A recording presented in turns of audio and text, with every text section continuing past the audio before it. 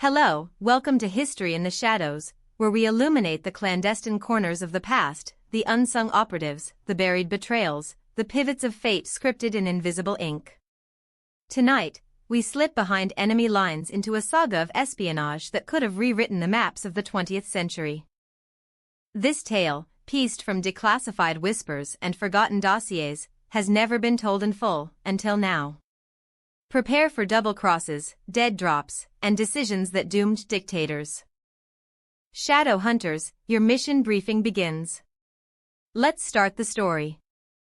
Spies who changed the course of wars. The year was 1939, and the world teetered on the razor's edge of abyss. In the gaslit underbelly of Berlin, where the swastika's shadow stretched like a noose over cobblestone streets, a young woman named Lena Vogel stepped from the Friedrichstrasse station into a drizzle that tasted of ash and impending doom. She was 24, with raven hair cropped boyishly under a fedora, eyes the color of storm clouds, and a smile that could disarm a Gestapo checkpoint. To the casual observer, she was just another typist fleeing the Rhineland for the capital's anonymous bustle, a cog in the Reich's vast, grinding machine. But Lena was no typist. She was Die Schattenkatze, the Shadow Cat, first recruit of a fledgling Allied network codenamed Operation Phantom Thread, a web of spies destined to fray the threads of the Nazi war machine. Lena's origin was a tapestry of quiet tragedy. Born in 1915 to a Jewish bookseller in Cologne and his German Lutheran wife, she grew up amid stacks of forbidden volumes, Marxist tracts smuggled beside Goethe, tales of Trojan horses whispering of deception's art. Her father, Elias, taught her the power of words as weapons, her mother, Greta, the subtlety of survival. When Kristallnacht shattered their windows in 1938, Elias vanished into Dachau's maw, Greta succumbing to grief's slow poison months later. Orphaned and radicalized, Lena fled to London via underground route carved by sympathetic Quakers, her only inheritance a locket etched with a chess pawn, Elias's symbol for the overlooked who topple kings. In a soot-choked MI6 safehouse off Baker Street, Colonel Reginald Reggie Hargrove, a pipe-smoking veteran of the Great War with a limp from Ypres mud, spotted her potential. "You've got the face of an angel and the instincts of a viper," he growled over tepid tea, sliding a dossier across the scarred oak table. "Fancy playing fox in the henhouse?" Lena's nod sealed her fate. Trained in ciphers at Bletchley Park's fringes, where Turing's boffins cracked Enigma's spine, she mastered microphotography, lockpicking, and the art of seduction without surrender. Her cover, a secretary in the Abwehr, Germany's military intelligence, planted via a forged identity procured from a turncoat SS officer Reggie had persuaded in a Zurich neutral zone brawl. Lena's insertion was a masterstroke of audacity. Posing as the niece of a deceased Abwehr clerk, she charmed her way into the Wilhelmstrasse offices by June 1940, as France crumbled under blitzkrieg boots. Her desk nestled amid stacks of intercepted Allied chatter, where she gleaned fragments, troop dispositions in North Africa, RAF bomber routes over the Ruhr. But Lena was no mere eavesdropper. She was the needle in the haystack, threading secrets back to London via a chain of cutouts, Dutch smugglers, Norwegian fishermen, even a troupe of circus acrobats who hid film canisters in their props. Her first coup came in the sweltering summer of 1941, as Rommel's Africa Corps clawed toward Cairo. Buried in a mundane supply manifest was a gem, coordinates for a U-boat wolf pack poised to strangle Mediterranean shipping. Under moonlight in a Tiergarten copse, Lena met her handler, Owl, a wiry Norwegian resistance fighter named Erik Larsen, whose face bore scars from fjord skirmishes. Their dead drop was a hollowed-out Tolstoy novel, pages laced with microdots developed in a rented Potsdam attic. "The desert fox hunts blind tonight," she whispered, passing the book. Owl's extraction, a fishing smack dodging Kriegsmarine patrols, the intel reaching Montgomery's desert tents just in time. At El Alamein, British guns roared into the night, shattering Rommel's advance. The Battle of Britain on sand, turned by a typist's sleight of hand. In London, Reggie raised a discreet glass. In Berlin, admirals puzzled over ghost leaks. But Phantom Thread was no solo act. Across the Channel, in the salt-crusted ports of occupied Oslo, Another shadow stirred, Viktor Kane, a half-British, half-Russian émigré whose codename was the Ghost.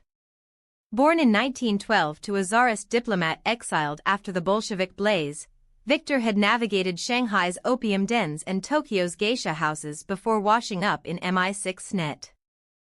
Tall, gaunt, with cheekbones sharp as shrapnel and eyes that shifted like mercury, he spoke 7 languages fluently and could dismantle a Mauser blindfolded. His specialty? Infiltration of the highest echelons, posing as defectors to sow discord in the Nazi high command.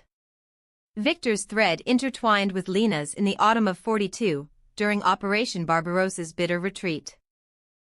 Dispatched to the Eastern Front's frozen hell, he embedded as a Latvian translator for General Heinz Guderian's Panzer Corps, his cover a fabricated Red Army defection story laced with just enough truth to pass torture.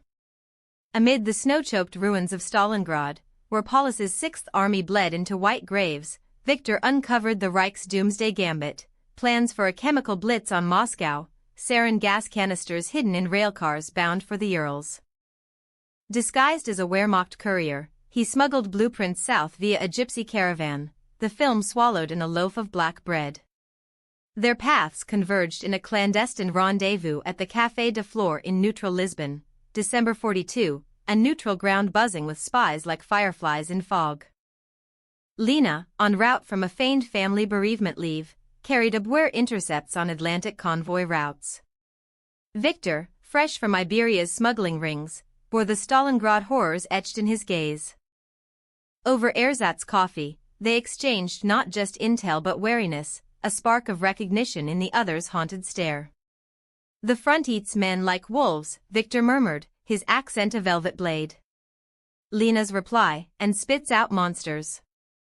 But we feed it lies instead." Their night blurred into dawn, bodies entwined in a Fleabag hotel, a fleeting anchor in chaos's storm.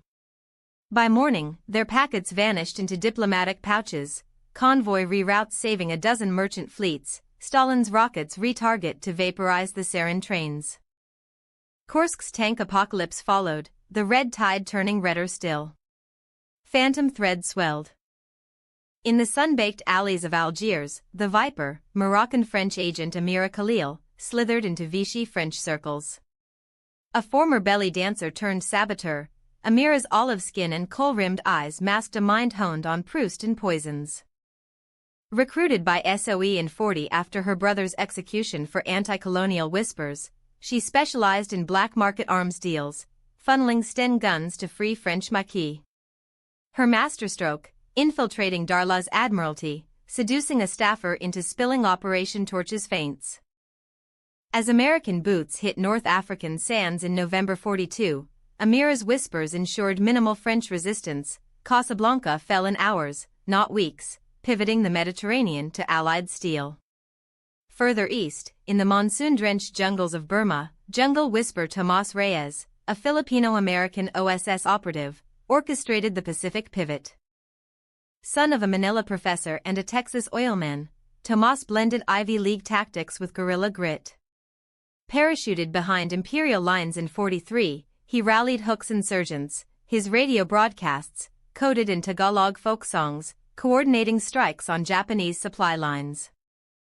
His intel on Leyte Gulf's carrier dispositions reached Nimitz via submarine courier, the last great battle of the seas ending in Yamamoto's watery grave. Tomas's network, a vine of villagers and VC survivors, choked the Ho Chi Minh precursor before it breathed.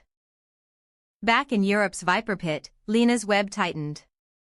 By '43, as the Ruhr dams trembled under Lancaster wings, she rose to a WWII stenographer, privy to OKW war games. But shadows stalked her. Oberst Karl Brandt, a monocled Prussian with a dueling scar and a nose for treason, grew suspicious of her midnight absences. "Fräulein Vogel, your ledgers balance too perfectly," he purred over schnapps in a Zellendorf salon, his hand lingering on hers. Lena parried with flirtation, her heart a locked vault, but Brandt's hounds, SD counterspies, trailed her drops. One rainy eve in Grunewald Forest, Owl's contact, a baker's boy, faltered, caught with a half-swallowed capsule. Under thumbscrews, he cracked, naming shadows. The purge was swift. all vanished into Sachsenhausen's ovens, 2 cutouts swung from gallows in Plötzensee. Lena, tipped by a sympathetic guard, Reggie's plant, a turncoat Pole, fled to a sewer great rendezvous, emerging in Warsaw's ghetto ruins. There, amid yellow stars and barbed despair, she linked with the Armia Krajowa, Poland's underground army.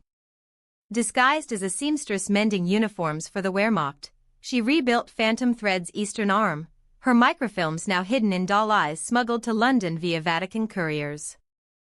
Viktor, sensing the noose, pivoted to the heart of the beast, Operation Valkyrie, the July 44 bomb plot. Posing as a disillusioned Luftwaffe adjutant, he infiltrated the Bendler bloc, feeding Stauffenberg's conspirators forged docs on Hitler's Atlantic Wall illusions. But betrayal's blade cut deep. Brandt, promoted to RSHA, uncovered Viktor's trail through a Lisbon hotel ledger, ink Lena had blotted in haste. In a Gestapo cellar reeking of fear sweat and carbolic, Viktor faced the stormtroopers' lamps. The ghost materializes, Brandt sneered, pliers glinting. Viktor spat blood, his code phrase, Phantom unravels, beamed via a Sonin transmitter before blackout. MI6 scrambled, fake defections flooded Berlin, muddying the hunt. Lena learned of Viktor's capture in a crackling BBC broadcast, her Warsaw attic a cage of grief.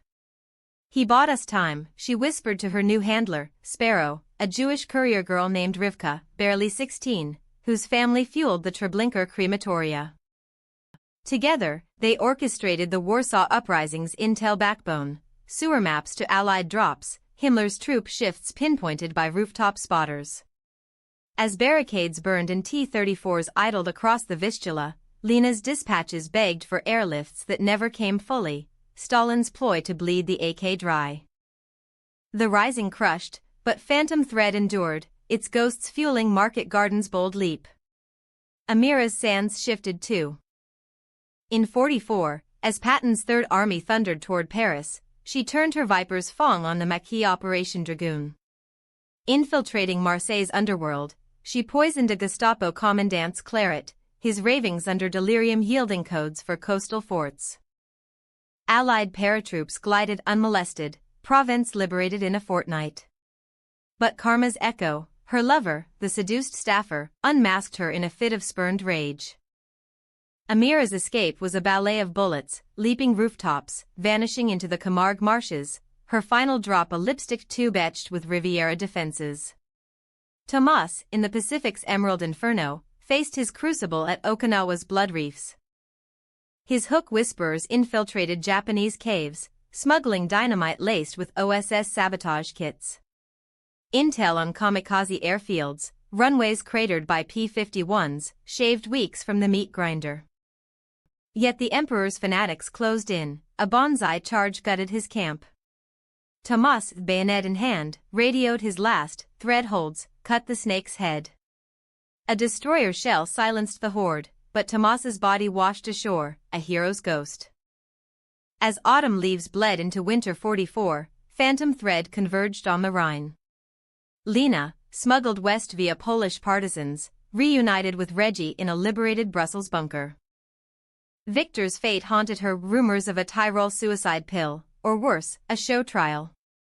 But his sacrifice bore fruit. Valkyrie's failure scattered the anti-Hitler cabal, but leaked loyalist lists. Viktor's plant purged moderates, radicalizing the remnant into desperate defenses.